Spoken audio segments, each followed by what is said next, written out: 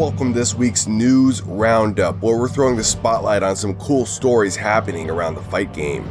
Because even when the ring's empty, the fight never stops. It's MMA Spotlight.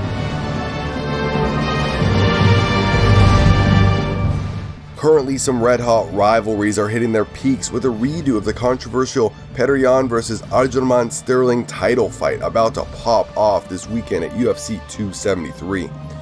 On the women's side, the rematch between Amanda Nunes and the newly minted bantamweight champ Juliana Pena seems likely to happen in July. The Venezuelan Pena seized the belt from the unusually dominant Brazilian Nunes in one of the wildest upsets of MMA history.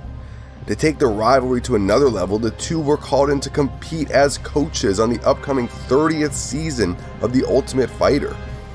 Pena, in her usual fashion, didn't hesitate at all in speaking her mind about the experience, telling one interviewer that her opponent was high maintenance and even describing a sense of, quote, sad bravado about the previously two-division champ Nunes, who now holds a less competitive featherweight title. Pena told fans to check out the show to better understand these comments, and we know they will. The UFC's top brass is getting some harsh criticism from fans and commentators since SEC filings from the parent company Endeavor revealed some humongous salaries in 2021.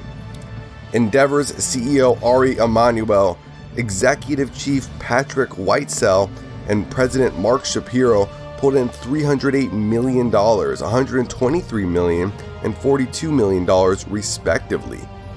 Several other execs made millions as well. While the MMA world's top promotion is growing steadily more valuable each year, pay for the vast majority of their athletes remains meager compared to their admins, especially considering the huge risks involved in being a pro fighter.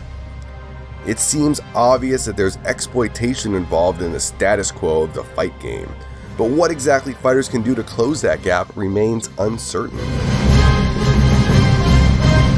Meanwhile, one beloved UFC Hall of Famer is relying on donations from his peers to recover financially from a devastating house fire.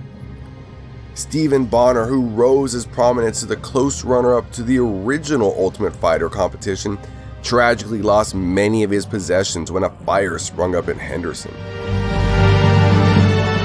Fortunately, there were no injuries, and Bonnar was able to salvage his gloves from the legendary Ultimate Fighter finale bout versus Forrest Griffin.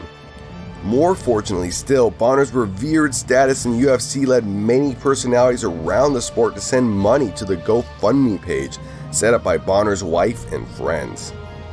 Former welterweight champ Tyron Woodley sent in $4,000, while former WEC champion Steve Cantwell sent in $1,500. Donations also came in from Chael Sonnen, John Anik, and Don Fry. The fund went well past its $10,000 goal. One veteran UFC heavyweight has made an unceremonious exit from the promotion, raising eyebrows among fans and analysts. Ben Rothwell certainly had rough patches in his career, having failed multiple drug tests, but overall carried himself well in his 13 years fighting for the UFC. However, Rothwell was unexpectedly cut from the league on March 31st. This is especially strange considering Rothwell had a bout already confirmed against fellow veteran Alex Gustafsson, set for May. The circumstances of the discharge are unclear, and fans will surely be wondering what exactly happened behind the scenes to get Big Ben chucked out. Down in the lightweight division, rising star Paddy the Baddy Pimblett is showing off his bizarre post-win ritual, which has him devouring as much food as he possibly can, following his characteristically crowd-pleasing submission win in mid-March. On social media, Pimblett documented his binge, stuffing his face with chicken, French fries, pasta, chocolate, pancakes, more chicken, donuts, ice cream, and so on. Eventually, the Englishman posted a 200-pound weigh-in at the gym, compared to his fight weight of 155 pounds. Fighters are known to indulge after big fights, but Paddy seems to take this to the extreme. In keeping with his wild persona, fans are left wondering just how sustainable this behavior is for someone with their sights set on a championship belt in one of the fight game's most competitive divisions. Our last, but certainly most inspiring story falls well outside the UFC bubble. Bellator's welterweight champion Ukrainian Yaroslav Amosov was recently presented with the choice of going to London to defend his belt or to go home to Ukraine to defend his country against the invading Russian military. As a proud Ukrainian, Amosov chose to join up with the Ukrainian troops in their staunch resistance against the invasion. Not only that, he brought his Bellator belt with him to the front lines, sending out pics on social media showing him and his comrades posing with the championship belt. With the odds stacked against them, the Ukrainians are taking any inspiration they can to continue defending their homeland.